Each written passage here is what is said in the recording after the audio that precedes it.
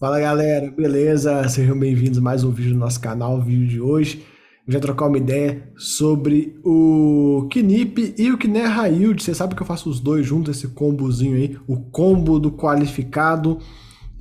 Bora conversar um pouco sobre os dois fundos. Knip, pessoal, que este mês ainda teve um resultado um pouco abaixo, mas no mês que vem já deve começar a ter aí uma melhora nessa questão desse resultado. Então, aquela coisa, né? A deflação veio, fez o estrago dela, derrubou cotação, derrubou distribuição, mas agora passou e tudo indica que teremos aí até o final do ano, né, as últimas duas distribuições já em patamares um pouco melhores, né? Eu acho assim que o fundo vai estar, digamos, 100% normalizado ali em dezembro, janeiro, o fundo já vai estar entregando rendimentos, digamos assim, normais. Claro, pessoal, acho muito difícil esse fundo voltar a pagar 1,70 igual pagou, a não ser que tenha uma inflação meio descontrolada ano que vem. Pode ser que tenha no início do ano, com a questão do PEC dos combustíveis que vai deixar de valer, e aí vai ter vai voltar o ICMS, a gente tem que ver como é que isso vai acontecer, e aí pode ser que a gente veja aí um repiquezinho. De toda forma, né? Bem interessante entender essa dinâmica da deflação. Vocês que estavam hoje investindo nesse produto ou em outros fundos de papel, né? Nem todo mundo investe nesse carinha aqui por conta da regra estúpida de investidor qualificado. Sim, eu acho essa regra ridícula, é coisa que já não deveria nem existir, mas enfim.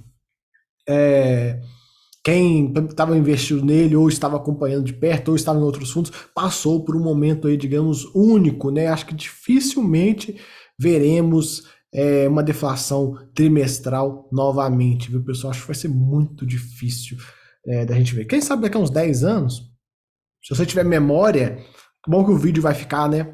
Vai ficar aí para sempre na internet, então você consegue voltar, mas quem sabe aí daqui a uns 10 anos a gente vê esse movimento de novo e lá, daqui a 10 anos a gente já vai saber exatamente o que fazer, né? Enfim, aqui temos alguns dados do fundo, o maior fundo da Bolsa hoje, 7,8 bi de patrimônio, 67 mil cotistas. O número de cotistas, de fato, é pequeno em relação ao tamanho do fundo, justamente por conta da trava do investidor qualificado, né? Certamente, se não tivesse essa trava, esse fundo era para ter aí, sei lá, uns 400, meio milhão de cotistas aí facilmente, facilmente. O fundo pagou 13 centavos por cota, ainda sofrendo a deflação, a gente vai conversar um pouco sobre isso. Taxa média da carteira IPCA mais 7,7, patrimonial em 96. Hoje o fundo está sendo negociado, pessoal, perto de 94, 93. Ele deu uma alta no finalzinho do mês, mas está aí, 94, 93 reais. Liquidez dele é uma das maiores, 10 milhões por dia. Fundo hoje muito bem alocado, lembrando, né, pessoal, esse fundo está passando por emissão no momento da deflação, então ele foi pego aí no contrapé, digamos assim. Então ele hoje tem uma alavancagemzinha aí de pouco mais de 4%. Dividendo de 30 centavos por cota, taxa de administração de 1%, não tem taxa de performance. O único pênalti é isso aqui, ó, ser para investidor qualificado. Como eu já comentei, né, eu acho que a CVM, por exemplo, ela perde muito tempo se preocupando, por exemplo, com fazer consulta pública a respeito de influenciadores, quando na verdade ela deveria estar preocupada em acabar com a regra de investidor qualificado. Porque você, que está aí do outro lado da tela, que não é qualificado, você não pode investir em Knip, mas você pode investir em Tord. Você pode investir em Tigar, que são teses bem mais arriscadas. Você pode operar opções. E aí você não pode comprar um fundo desse por conta de uma regra que é extremamente estúpida. Então, assim, cara, é aquela coisa, minha visão. O dinheiro que você recebe do seu trabalho, do seu esforço, cai na sua conta. Você já pagou seus devidos impostos? Tá em dia? Tá. Então o que você vai fazer com esse dinheiro, meu amigo? Ó, não sendo ilícito, foda-se, com bem português bem claro, foda-se, não é a CVM que tem que determinar, não, veja bem, esse produto aqui você não pode investir porque, né, veja bem e tal, não sei o que. Pô, o dinheiro é seu, se você quiser enfiar o dinheiro lá e se ferrar no negócio, você vai se ferrar, então o que vai adiantar? O que vai adiantar? Sinceramente, é o tipo de coisa que nem deveria existir. Isso aí só cria digamos, uma segmentação no mercado que, na minha visão, é muito ruim, né? Muito complicado. Explica, eu faço essa pergunta, quando eu usei o Tord e o Tigar, que são fundos de desenvolvimento, que é uma tese mais arriscada, e aí eu peço para você que concorda com a regra, que eu duvido que tenha, deve ser pouquíssimas pessoas que concordam com essa regra. Comenta aí nos comentários, faz um comentário aí para mim, comprovando que Tigar ou Tord ou opções é menos arriscado que esse fundo e por que que você pode operar essas coisas e não pode ter esse fundo. Se você conseguir me dar aí 5 bons argumentos, pode ser que eu até pense em mudar minha ideia, mas eu duvido que vocês vão conseguir aparecer com 5 bons argumentos para mim. Se conseguir 2, eu vou achar muito. Enfim, vamos lá. Ele tem uma expectativa da inflação para o ano que vem de 5% aí. A gente sabe que essas expectativas do Banco Central, elas flutuam muito e tal, a gente vai acompanhando para ver, né? Mas inicialmente 5% para o ano que vem, vamos, como eu falei, né? Eu prefiro esperar para ver. De toda forma, se for algo de 5%, 5, 6%, dá aí mais ou menos 0,4, 0,5% ao mês de inflação. Ele comenta sobre a defasagem que tem, né, dos índices inflacionários nos CRIs. Então, como é que funciona isso? Isso são para todos os fundos, viu, pessoal? Quando você tem o CRI, a defasagem é de 2 a 3 meses anterior à apuração do resultado. Então, no caso, o rendimento de hoje, né, o resultado apurado agora em outubro, reflete a variação do IPCA de agosto e setembro. Então, tem esse atraso aí no índice, né, na repassagem do índice. Então a gente consegue ver esse ponto.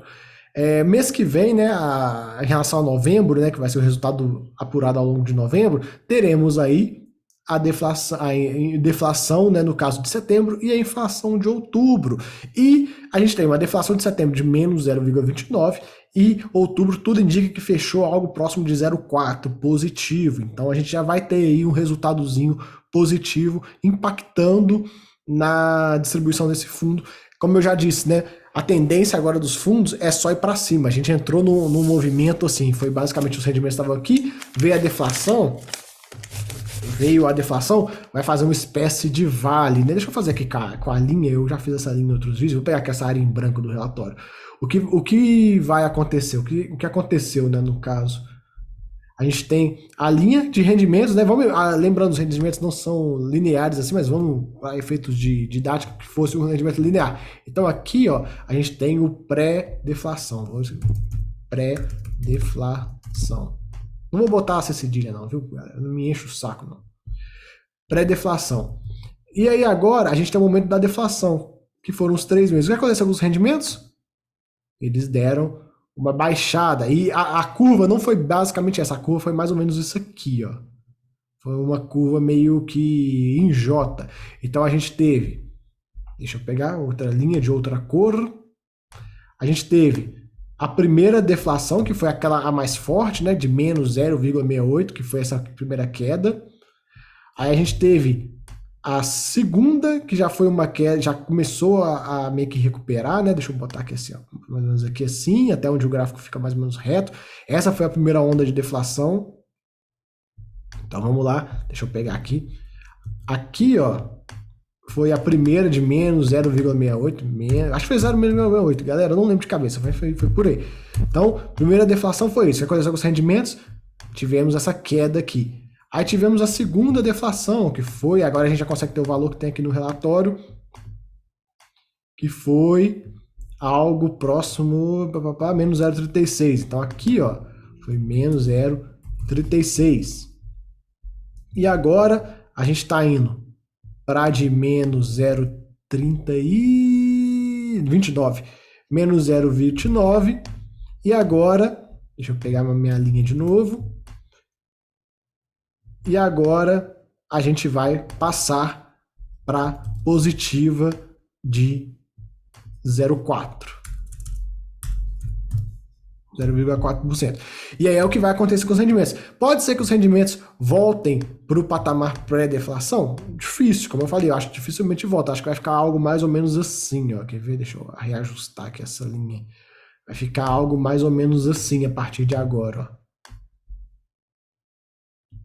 E o pós-deflação vai ser isso aqui. Então, de forma bem gráfica, bem didática, bem fácil, a gente teve o pré-deflação, tivemos o momento dos 3 meses de deflação, né? Vou colocar aqui, ó. 3 de deflação, e agora a gente tem o pós-deflação, né?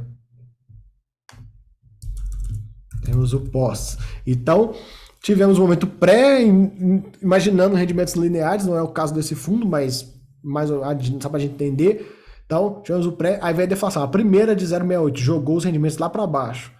E aí, os rendimentos começam. Deixa eu até mudar um pouco essa linha tem que ficar mais assim. Pronto, tem que começar a subir. Aí tivemos a primeira de 0,68, jogou os rendimentos lá para baixo. Aí a de 0,36 os rendimentos já deram uma respiradinha. A de 0,29 vai dar outra respiradinha. E a de 0,4 agora que vai vir, a positiva, já vai jogar para cima. E aí pro ano que vem, tudo indica que a inflação, né, as projeções, vai ficar entre 0,4% e 0,5% no mês, vai ficar um patamar um pouquinho mais baixo do que a gente viu no pré-deflação, até porque o pré-deflação foi bem elevado. Agora, com a questão da PEC dos combustíveis e tudo mais, que parece, né, que o governo atual, o novo governo, não vai conseguir fazer acontecer, o que pode acontecer no momento que essa PEC, né, deixar de ter validade lá em janeiro e voltar o imposto nos combustíveis. Pode ser que aconteça algo parecido com isso aqui, ó, um pico, né, um pico de inflação logo no início do ano, e aí pode ser que normalize num patamar um pouco mais elevado. Enfim, a tendência é essa. Pode ser que aconteça algo parecido com isso aqui no início do ano que vem, assim que a gente tiver aí a questão desse problema da PEC dos combustíveis. Então vai ter um salto e depois se normaliza, né? As coisas se ajeitam. Então é basicamente isso o movimento que aconteceu de forma bem simplista com os rendimentos dos nossos fundos de papel. Vamos lá, a carteira dele. Super alocado, até porque ele está aí com a nossa alavancagem de 5,4%. Esse é um fundo que ele é focado totalmente no IPCA, liquidez dele é boa. Aqui, a DRE dele, a gente já vê aqui, ó, por exemplo, no mês passado a gente viu um resultado do fundo, um resultado negativo. Já nesse mês já temos um resultado positivo. Interessante de ver, né? Já temos aí um resultado minimamente positivo no mês, ajudou aí um pouquinho o fundo a sair da lama que ele estava. De toda forma, o resultado foi 10 centavos, o fundo pagou 30. Ainda assim utilizou reservas. Galera, o Knip, ele deu, a gente pode falar, não é muita palavra correta, mas o Knip ele deu muita sorte de ter apenas 3 meses de deflação. Porque se tivesse vindo uma deflação em outubro, no quarto mês, cara, essa reserva dele aqui, não sei se ia durar não, viu? Sinceramente, eu acho que se tivesse aí 4, 5 meses de deflação, o fundo ia ficar numa situação bem delicada nessa questão de reservas, né? O resultado dele ia cair para esse patamar de 10 centavinhos ou menos. Então, a deflação acabou na hora certa aí para o Knip. Aqui as últimas distribuições, como eu falei, não é linear, né? Não é linear a distribuição desse fundo. Esse fundo, por exemplo, vem inflação alta, ele vai te entregar porrada, igual aqui 1,70. Agora, inflação vem baixa, ele vai te entregar, né, os 10 centavinhos que a gente viu agora. Nem considero os 30, porque os 30 ele te usou reservas. Carteira dele, pessoal, super diversificada, é uma das melhores carteiras que a gente tem aí na B3. 96 CRIs, cara. 96 operações. É super diversificado. Isso aqui, ó, é o melhor amigo de todo e qualquer fundo de CRI. Porque é o que eu falo. A maior posição em carteira tem 5%. E o grosso da carteira tá aí abaixo de 1%. Se der algum problema, cara, se der um problema nessa posição, por exemplo, sei lá, vamos pegar aqui casa e vídeo, deu problema, é 0,2%, cara. Você não vai ter que se preocupar, não vai nem sentir no rendimento mensal esse problema. Então é muito bom. Aqui no final, na finaleira do relatório, a gente tem a carteira dele, aí ele divide por setores, né, escritórios e tal. É meio toscão, né, não tem nenhuma fotinha e tal. É legal, né, seria bom se tivesse uma foto, porque querendo ou não, por mais que a gente está investindo num fundo de crédito, mas é um imóvel, né, por trás desse CRI aqui, desse Souza Aranha, existe um edifício e tal. Então seria legal a gente ter uma foto e tal para ver. Até porque, imagina, esse aqui, por exemplo, ele coloca aqui, ó, um fundo imobiliário de 2 lajes corporativas, lá de São Paulo. Pô, eu acho super legal quando eu tô andando assim pela cidade, eu olho aquilo ali, tá num fundo imobiliário e tal, olha só, né? Olha minha cota ali e tal, ou no caso aqui, olha só, hein, esse cara ali tá me pagando minha inflação todo mês. Enfim, acho que fica melhor, né? Até porque é um relatório pequeno, de 18 páginas, né? Dá para dar uma enfeitada aí na noiva. Falar um pouco do que não é high yield. Que não é high yield, galera, é que ele já vem sofrendo menos com a inflação, até porque já é uma parcela considerável em CDI. Considerável não, né? Mas tem uma parcela em CDI com uma taxa boa também. Esse é outro fundo que também é para investidor qualificado, infelizmente. Fundo de quase 2 bi com 15 mil cotistas. É aquela coisa, né? Se fosse um fundo não para não qualificado, ele teria aí seus 200 mil cotistas. Pagou 47 centavinhos por cota, patrimonial dele de 98. A cota tá oscilando bastante, viu, pessoal? A cota dele às vezes vai lá em 97, aí cai para 95 e tal. Enfim, vem oscilando muito. Liquidez muito boa, 2 milhões e 600 mil no dia. O fundo hoje com uma pequena alavancagem, bem pequenininha, pagou 47 centavos por cota, tem a taxa de administração pornográfica de 1,6%, ridícula essa taxa, ridícula. Já passou da hora, né, de reduzir isso aí, né? É muito dinheiro ficando na mesa por questão de taxas. Ele comenta basicamente os mesmos comentários que foram feitos no Knip, né? Eu não vou passar muito por isso, galera, porque não tem muito o que falar, não vou ficar chovendo molhado aqui.